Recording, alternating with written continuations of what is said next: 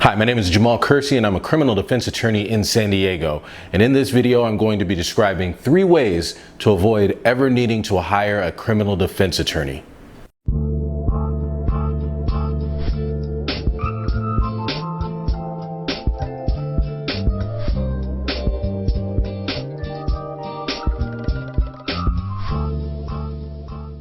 Before we get to it, let me just ask you in advance, if you end up liking this video, please show me some love and hit that like button. And also, please subscribe to my channel. I'm going to be coming out with more and more useful content on criminal defense, my life as an attorney, business and immigration, and much more.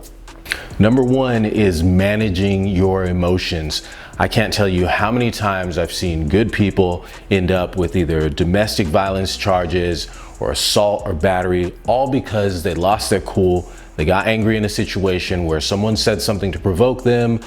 They got bumped into at a bar or at a club, or they found out some bad news that they weren't really to hear and ended up acting out on emotion instead of controlling those emotions and dealing with the issue in a more positive or constructive manner.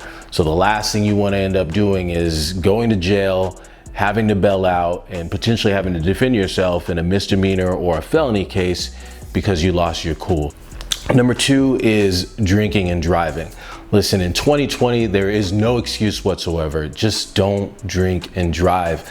If you plan to go out and drink, just designate a driver from the very start. That's going to save you all kinds of trouble. Plus, we have Uber, we have Lyft, there are taxi cabs. If you end up in a situation where you drove to a place, didn't know you were going to drink and drank after all, then just leave your car parked. Listen, it is worth it.